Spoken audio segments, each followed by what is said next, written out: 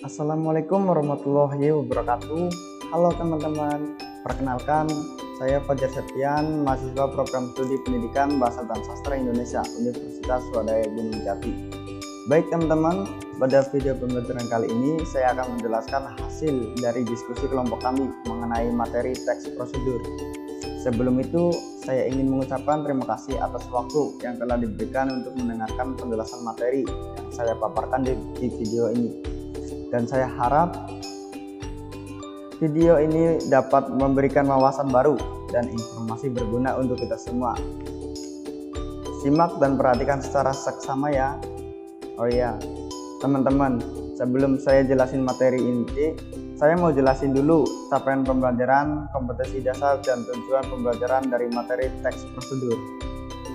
Mengidentifikasi teks prosedur tentang cara melakukan sesuatu dan cara membuat atau cara memainkan alat musik tarian daerah, cara membuat kuliner khas daerah dari berbagai sumber yang dibahasakan dengan tujuan.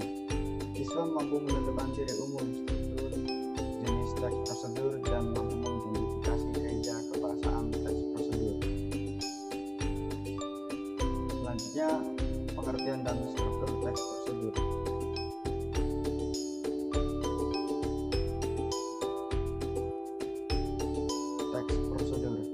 Teks prosedur secara umum diartikan sebagai langkah-langkah suatu kegiatan untuk melakukan suatu pekerjaan dan cara menyelesaikannya.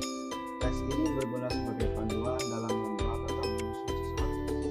Menurut para ahli, teks prosedur adalah menurut Knapp dan Watkins. Menurut Knapp dan Watkins, teks prosedur didefinisikan sebagai teks yang bertujuan dalam memberitahukan orang mengenai langkah yang harus dikerjakan atau cara sesuatu dilakukan. Selain itu, bahasa yang digunakan yaitu berupa ajakan atau persuasif. Dalam penyusunan, struktur teks prosedur terdiri dari 4 bagian, yaitu tujuan, material, langkah-langkah, pengerjaan, dan penegasan ulang atau kesimpulan. Penjelasan lengkapnya sebagai berikut. Pada awal pembuatan teks prosedur, penulis biasanya memberikan penjelasan terkait tujuan dalam penyusunan teks prosedur. Hal ini juga bisa menginformasikan hasil akhir yang akan dicapai. Yang kedua, material merupakan hal-hal apa saja yang perlu dipersiapkan dan dibutuhkan dalam pelaksanaan atau pembuatan kegiatan tersebut. Bagian ini berisi informasi tentang alat atau bahan yang dibutuhkan dalam pelaksanaan kegiatan. Yang ketiga, langkah-langkah. Bagian ini menjelaskan tentang proses atau tahapan yang harus dilakukan demi mendapatkan hasil maksimal sesuai dengan tujuan dari teks prosedur. Langkah-langkah yang dibuat harus secara berurutan. Selain itu, susunannya harus logis, sistematis, dan mudah dipahami oleh pembaca. Yang keempat, penegasan ulang atau kesimpulan. Bagian terakhir ini menjelaskan tentang kesimpulan dari suatu prosedur yang telah dilakukan. Bagian ini bersifat opsional, artinya boleh ada dan boleh tidak ada dalam teks prosedur.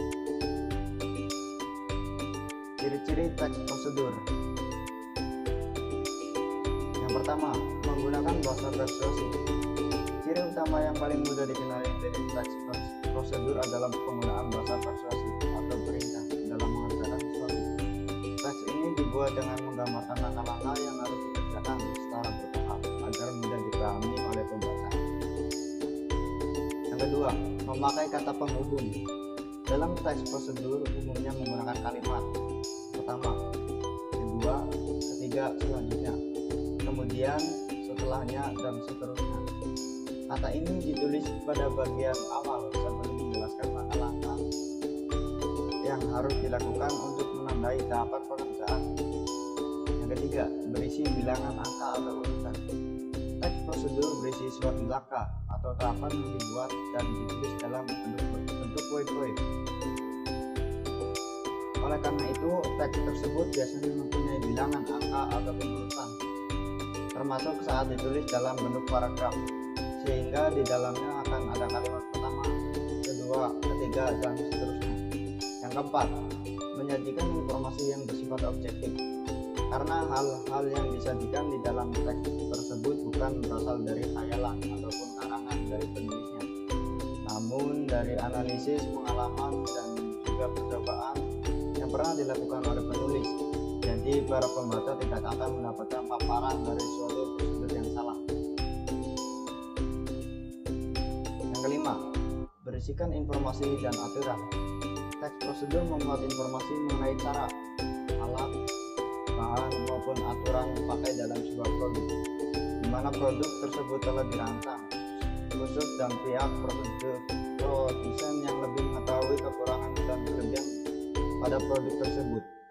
Dengan adanya informasi berupa panduan penggunaan barang, maka konsumen dapat menggunakan produk secara tepat. Contoh lainnya yaitu panduan dalam mengerjakan sesuatu yang terdapat di berbagai lembaga yang berguna untuk memudahkan kamu dalam melakukannya. Sehingga dapat disimpulkan pada umumnya teks prosedur berisikan informasi cara melakukan sesuatu untuk memudahkan pihak lainnya dalam melakukan sesuatu. Yang keenam, menggunakan kalimat saran dan larangan. Kalimat saran sendiri diberikan kepada penulis untuk membantu pembaca melalui langkah-langkah dan tahapan dalam membuat sesuatu dengan benar, sehingga mereka akan mendapatkan hasil yang benar dan sesuai dengan harapan. Selain itu, untuk penggunaan kalimat larangannya biasanya disampaikan oleh penulis dengan tujuan untuk membantu para pembaca dalam menghindari kesalahan ketika mempraktikkan saran dan juga tahapan yang sudah dijelaskan. Misalnya, ketika berbagai tentang cara menjemur karpet rumah, maka penulis akan menggunakan kalimat larangan berupa hindari menjemur karpet di rumah di bawah sinar matahari langsung.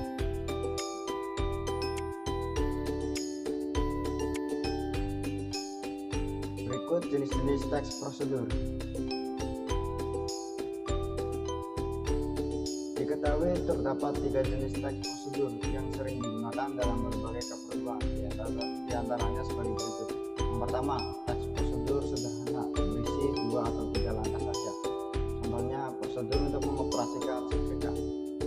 Yang kedua, teks prosedur kompleks terdiri atas banyak langkah dan jenjang di tiap tahapannya. Contohnya, prosedur pembayaran tilang oleh polisi.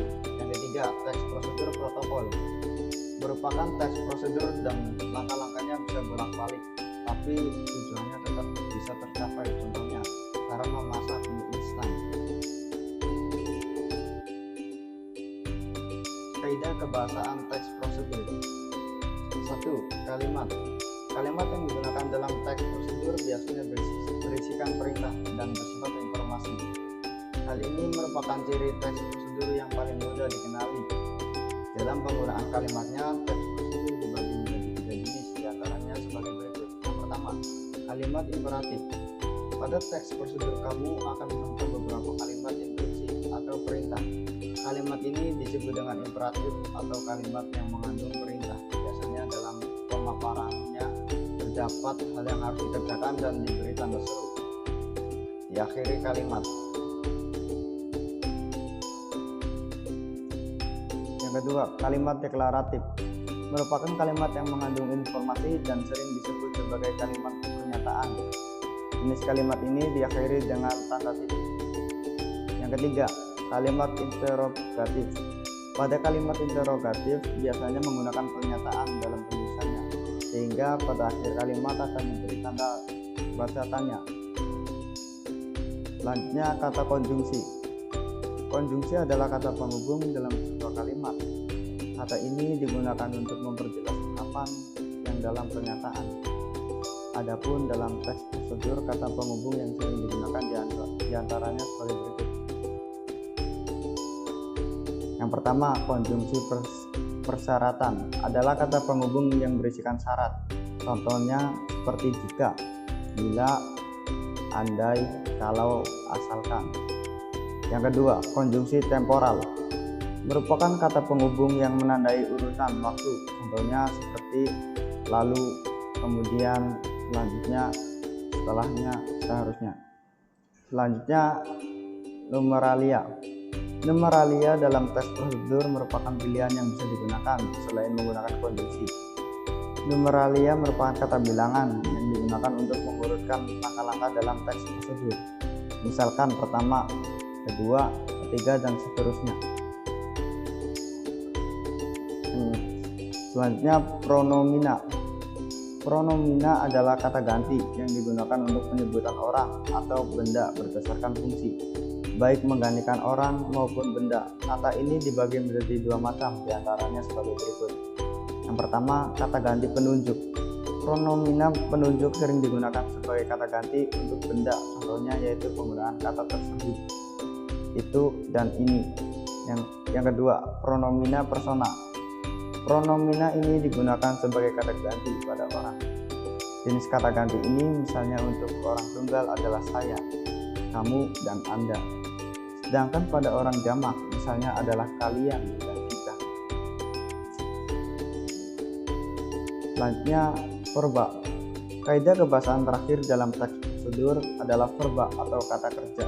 Verba dalam teks prosedur terbagi menjadi dua macam, yakni verba material, kata kerja berimbuhan yang mengacu pada sebuah tindakan atau perbuatan yang dilakukan secara fisik, contohnya mengupas, mengiris, memaku, memotong, dan lainnya sebagainya.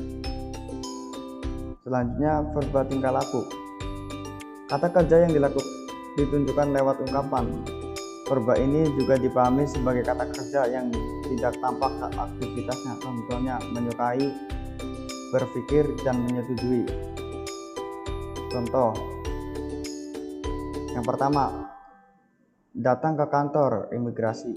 Bisa datang ke kantor imigrasi yang tertera pada KTP kita atau kantor imigrasi terdekat. Yang kedua, kemudian beli formulir permohonan. Formulir permohonan ada di loket yang sudah disediakan. Isi dengan lengkap formulir tersebut sesuai dokumen yang Anda miliki. Bawalah dokumen yang asli. Selanjutnya, yang ketiga, serahkan formulir permohonan tadi ke loket pendaftaran. Yang keempat, setelah itu ambil tanda terima dan jadwal foto serta pengambilan sidik jari. Jika sudah berfoto mengambil sidik jari, maka Anda sampai pada tahap wawancara dengan menunjukkan dokumen asli. Yang keenam, setelah tahap wawancara, usai langkah berikutnya membayar buku paspor dan menandatangani buku paspor. Meminta informasi kapan jadwal pengambilan paspor ini sudah selesai.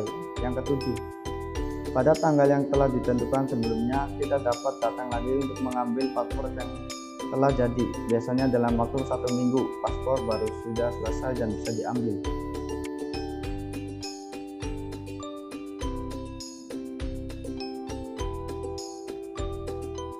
Bagaimana teman-teman? Udah lebih paham belum mengenai teks prosedur? Tentunya sudah lebih mengerti lah ya. Segitu dulu ya penjelasan dari saya. Terima kasih atas waktu dan perhatiannya. Wassalamualaikum warahmatullahi wabarakatuh.